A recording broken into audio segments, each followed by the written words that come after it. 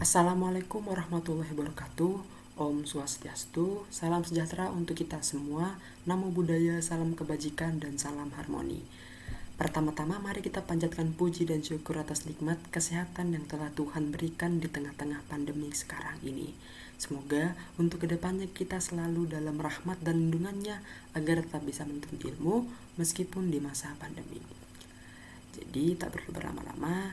Pada video kali ini saya akan menjelaskan tentang cara kerja mesin 4 tak.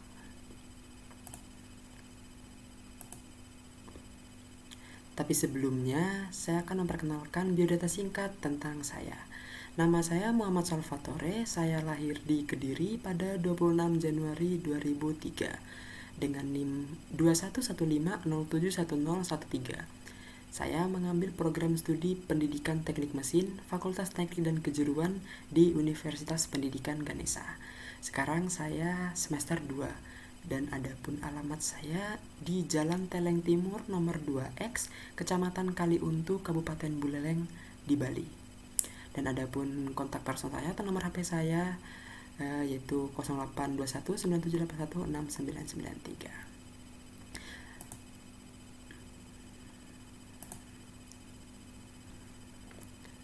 Jadi sebelum kita membahas tentang prinsip kerja mesin 4 tak, apa itu pengertian mesin 4 tak, komponen-komponennya dan langkah-langkahnya, sebelumnya saya akan menjelaskan sedikit sejarah mesin 4 tak ini teman-teman. Jadi pada tanggal 9 Mei 1876, penemu Jerman bernama Nikolaus Otto bekerja dengan Gottlieb Daimler dan Wilhelm Maybach. Nah, mereka memulai mesin pembakaran internal pertama di dunia yang secara efisien membakar bahan bakar secara langsung dalam ruang piston. Namun, pengadilan Jerman tidak memiliki paten untuk mencakup semua penemuan ini. Singkatnya, setelah melalui hari-hari yang panjang, mesin kompresi dalam silinder atau siklus 4 langkah menjadi universal dan prinsip mesin Otto ini masih merupakan prinsip umum untuk mesin-mesin saat ini. Nah, jadi Otto menghabiskan banyak waktu bepergian selama karirnya dan belajar tentang mesin bertenaga oleh Etienne Lonier selama salah satu perjalanannya. Mesin yang diciptakan Otto bersama rekan-rekannya adalah mesin pembakaran internal pertama dan upaya besar untuk Otto, yang sudah sangat tertarik pada semua jenis mesin. Di berikut tadi merupakan sejarah singkat ya teman-teman dari penemu mesin 4 tak atau siklus 4 langkah ini. Sejarah singkat tentang mesin 4 tak sudah kita bahas, dan penemu dari mesin 4 tak ini adalah ilmuwan asal Jerman yang bernama Nikolaus Otto. Lalu di awal kita sudah membahas ya mengenai sejarah mesin 4 tak. Namun jika kita masih bingung apa itu mesin 4 tak, sebelumnya kita membahas lebih jauh mengenai prinsip dan cara kerja mesin 4 tak, kita harus pahami dulu pengertian mesin 4 tak. Jadi, sebelum masuk pengertian mesin 4 tak, pasti pernah dengar istilah mesin 2 tak dan 4 tak kan? Seperti contohnya teman kita nanya, motormu berapa tak gitu kan? Terus ditanya lagi 2 atau 4 tak. Sebenarnya apa sih itu kan? Kita harus mengetahui dulu, ibarat jantung tetapi pada sebuah kendaraan. Ya, itu ada di sebuah mesin kendaraan. Kendaraan tidak akan jalan jika tidak ada mesinnya tentunya.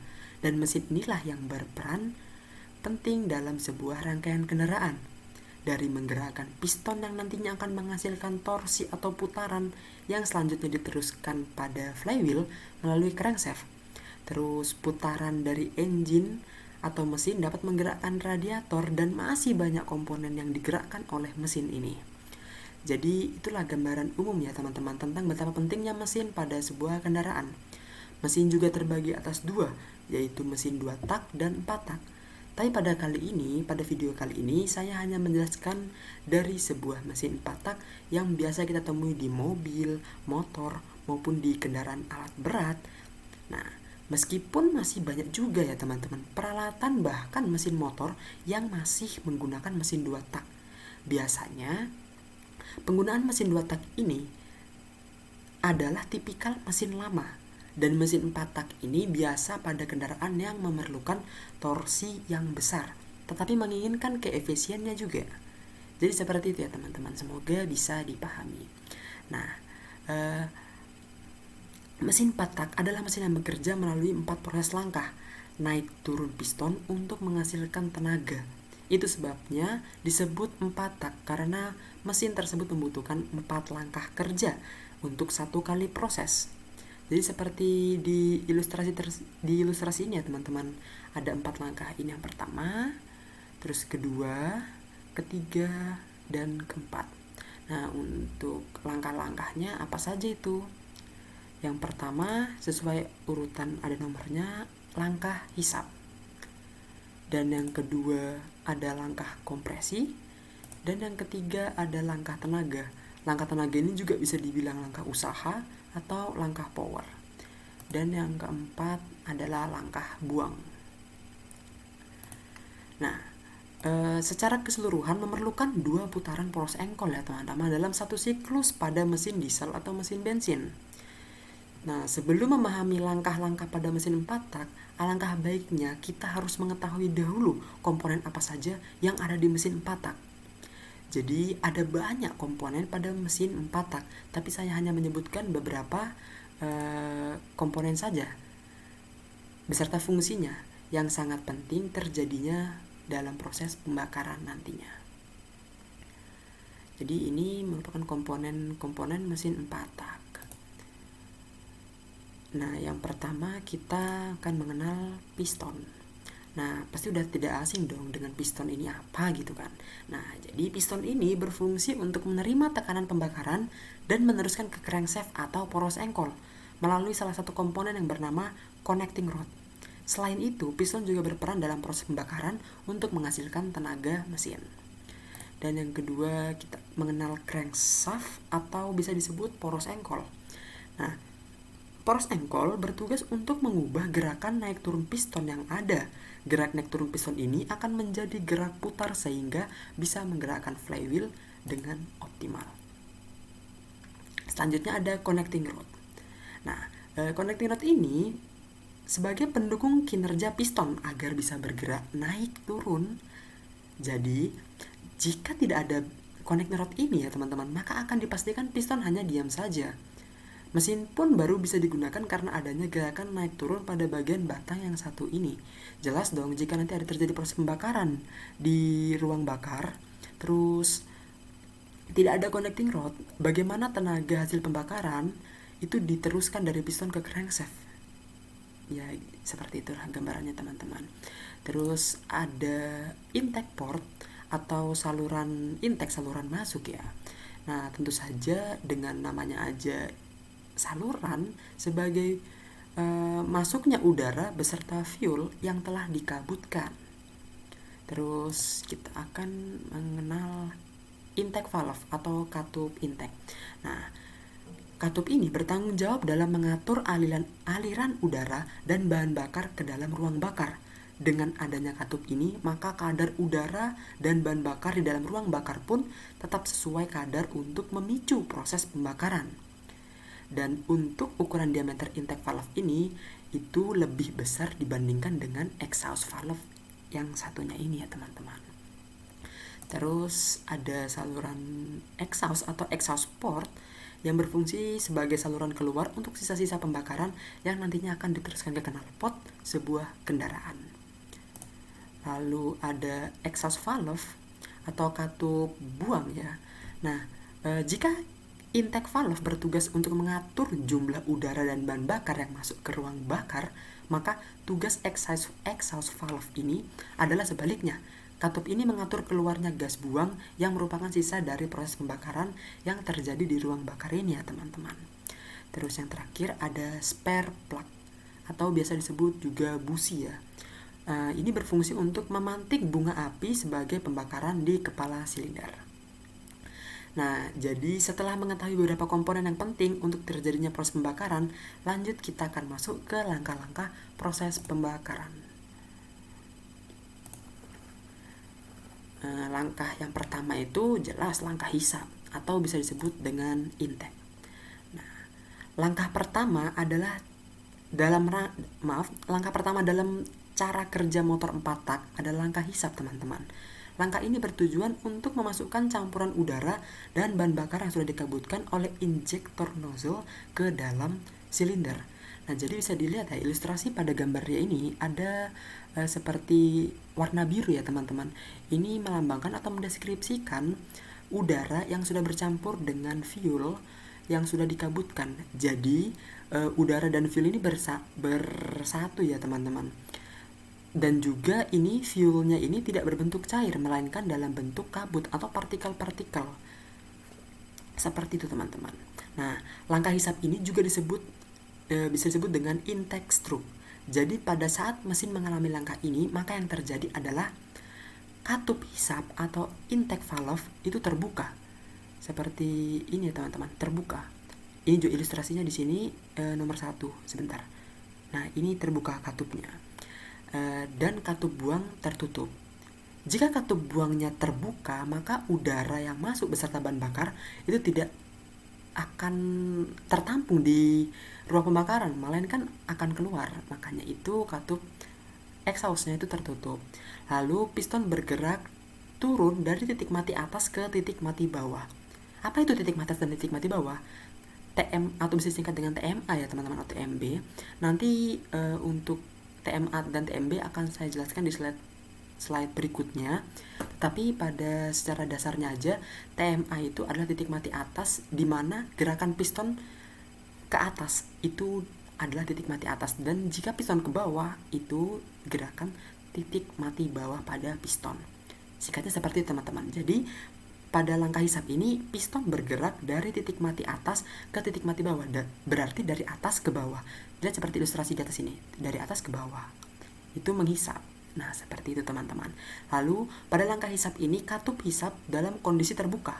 Jelas terbuka karena untuk sebagai pintu masuknya udara dan bahan bakar.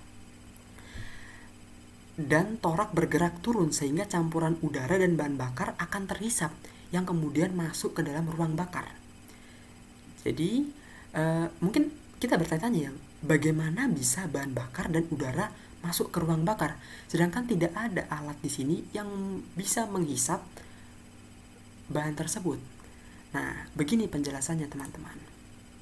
Ketika kondisi katup terbuka dan piston atau torak ini bergerak, torak itu ini ya teman-teman, piston beserta connecting rod ini, nah bergerak turun, maka ruangan yang berada di atas piston, ruangan pembakaran ini, itu akan terjadi kevakuman atau tekanan rendah di bawah 1 atmosfer, sehingga campuran udara dan bahan bakar yang memiliki tekanan lebih tinggi kurang lebih 1 atmosfer akan masuk ke dalam silinder.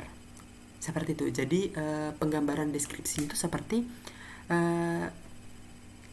dokter yang ingin menyuntikkan vaksin kepada pasien pasti akan mengambil vaksinnya dari botol kaca kecil itu menggunakan suntikan, jarum suntik. Saat mengambilnya, dokter menarik suntikan itu supaya cairan itu masuk ke dalam suntikan. Nah, seperti itu proses kevakuman. Lalu next ada langkah kompresi atau compression. Nah, jadi ini untuk deskripsi atau penggambaran dari sebuah langkah kompresi. Lalu langkah kompresi ini ya teman-teman, bertujuan agar tekanan dari campuran udara dan bahan bakar meningkat sehingga akan lebih mudah terbakar dan tenaga yang dihasilkan dapat lebih besar. Jadi jika tadi sudah masuk udaranya dan beserta fuelnya, maka kedua katup itu akan menutup teman-teman seperti ini. Lalu piston bergerak dari titik mati bawah ke titik mati atas, memampatkan udara dan bahan bakar atau fuel yang kabut itu. Nah, jadi gini teman-teman, pada langkah kompresi yang terjadi adalah clap in dan clap out, intake valve dan exhaust valve itu menutup teman-teman. Dan piston bergerak dari titik mati bawah ke titik mati atas, berarti dari bawah ke atas. Nah, terus campuran udara dan bahan bakar ditekan atau dimampatkan sehingga tekanannya naik. Lalu proses engkol sudah berputar 1 kali 360 derajat teman-teman, bergerak. Sebentar, ini lihat animasi yang ini ya teman-teman. Bergerak dari ini 1, Jadi 180 ke bawah dan 360 ke atas. Ya, maksudnya seperti itu teman-teman. Untuk melakukan 2 langkah, yaitu langkah hisap dan langkah kompresi. Seperti itu. Lalu lanjut ke langkah selanjutnya, yaitu langkah tenaga atau bisa dibilang langkah usaha atau power ya teman-teman. Ini untuk deskripsinya, penggambarannya langkah power itu seperti apa. Langkah power atau langkah usaha ini bertujuan untuk menghasilkan tenaga untuk menggerakkan kendaraan. Jadi langkah ini sangat penting ya teman-teman. Pada langkah ini piston bergerak dari titik mati atas ke titik mati bawah. Jadi lihat pada ilustrasi ketiga, nomor urutan ketiga. Nah, piston bergerak dari atas ke bawah. Seperti itu teman-teman. Yang diakibatkan adanya ledakan yang terjadi sebelumnya. Maksudnya ada ledakan yang terjadi sesaat sebelum piston ini mentok ke atas, itu sudah ada ledakan teman-teman. Nah, ledakan ini menghasilkan energi yang mengakibatkan piston terdorong yang sebelumnya dari posisi titik mati atas ke menuju titik mati bawah, sehingga akan mendorong dan memutar poros engkol. Seperti teman-teman, ledakan turun ke bawah dan memutar crankshaft ini teman-teman, dan menghasilkan energi berupa gerak putaran. Nah, jadi pada langkah ini yang terjadi adalah klep in dan klep exhaust itu masih tertutup teman-teman, sama-sama tertutup. Jelas, jika salah satu klep ini terbuka saja, maka proses pembakaran atau hasil pembakaran ini tidak akan maksimal teman-teman. Seperti itu. Nah, klep in dan klep exhaust dalam keadaan menutup. Busi spark plug memercikan bunga api seperti ilustrasi di sini teman-teman ya. Tuh, businya akan memercikan bunga api. Lalu terjadi ledakan yang membuat piston bergerak dari titik mati atas ke titik mati bawah. Seperti itu teman-teman. Dan busi akan memercikan bunga api sesaat beberapa derajat sebelum piston mencapai titik mati atas. Jadi piston itu nggak mentok sampai atas teman-teman. Jadi sesaat sebelum titik mati atas, busi itu memercikan api yang menyebabkan adanya ledakan supaya piston itu bergerak dari titik mati atas ke titik mati bawah, yang nantinya akan menghasilkan tenaga putar untuk crankshaft. Nah, setelah busi melontarkan bunga api, maka campuran udara dan bahan bakar akan meledak dan menghasilkan usaha yang besar atau tenaga yang besar. Piston pun bergerak turun. Nah, dari langkah usaha atau langkah tenaga ini, yang dihasilkan akan dirubah sedemikian rupa untuk menggerakkan kendaraan. Nah, tenaga yang dihasilkan juga membuat piston dapat bergerak naik turun untuk menyelesaikan satu siklusnya. Artinya dalam langkah hisap, langkah kompresi, langkah buang, piston bergerak karena adanya tenaga yang dihasilkan pada saat langkah usaha. Lalu jika kita bertanya kenapa bisa terjadi adanya ledakan di dalam ruang pembakaran teman-teman. Jadi sebelumnya kita harus mengingat dulu adanya segitiga api. Jelas ini materi mungkin SD ya, IPA mungkin kita dipelajari. Jadi api terbakar itu disebabkan oleh 3 unsur. Yang pertama ada oksigen, dan yang kedua ada bahan bakar atau fuel, dan yang ketiga ada panas atau heat teman-teman. Salah satu komponen ini saja jika tidak ada, maka proses pembakaran itu tidak akan bisa terjadi. Maka yang tadi awal langkah hisap itu adalah menghisap udara atau oksigen O2, lalu dicampur dengan bahan bakar yang sudah dikabutkan, lalu dimampatkan dengan tekanan yang tinggi menghasilkan panas. Lalu busi memercikan sebagai pemantik untuk menghasilkan ledakan di dalam proses pembakaran teman-teman. Nah, ada juga alasan kenapa bahan bakar atau fuel itu harus dikabutkan oleh injektor nozzle. Karena jika bahan bakar itu dikabutkan, maka akan menghasilkan daya ledak atau proses terjadinya pembakaran di ruang bakar itu menjadi lebih efisien. Seperti itu teman-teman, ketimbang dalam bentuk cair. Seperti teman-teman. Lanjut. Nah, langkah yang terakhir adalah langkah buang atau exhaust. Seperti ini untuk deskripsinya langkah buang. Jadi pada langkah yang terakhir dalam siklus kerja mesin 4 tak adalah langkah exhaust. Langkah ini bertujuan untuk membuang sisa-sisa gas hasil pembakaran melalui saluran buang atau exhaust. Dalam langkah ini yang terjadi adalah clap in atau katup intake valve, katup masuk ya, itu menutup teman-teman, dan katup clap out atau exhaust valve itu terbuka. Jelas terbuka karena untuk membuang sisa-sisa hasil pembakaran.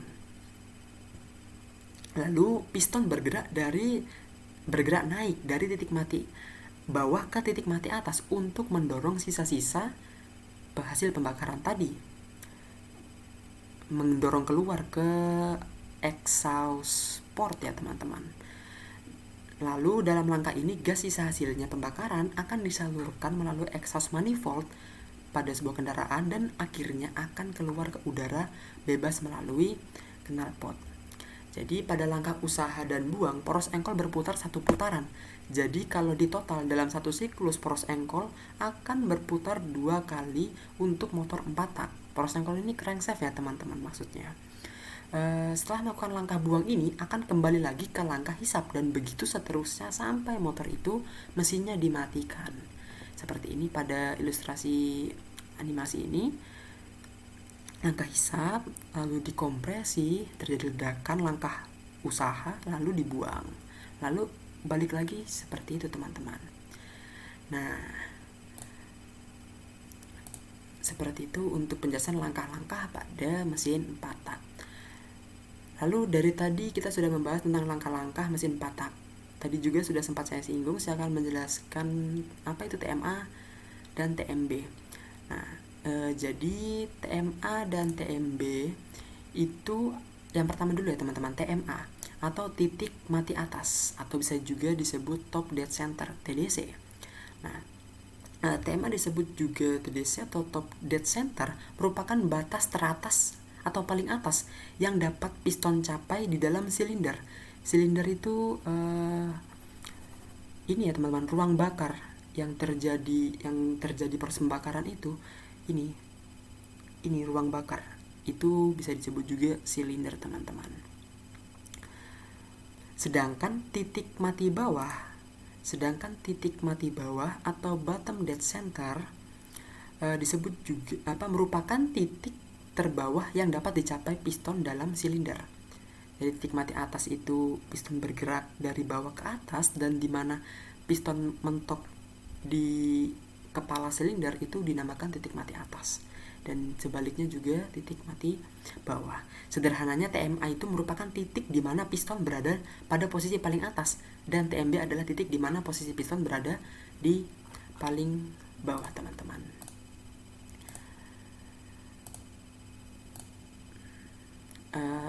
Mungkin itu saja materi yang bisa saya sampaikan.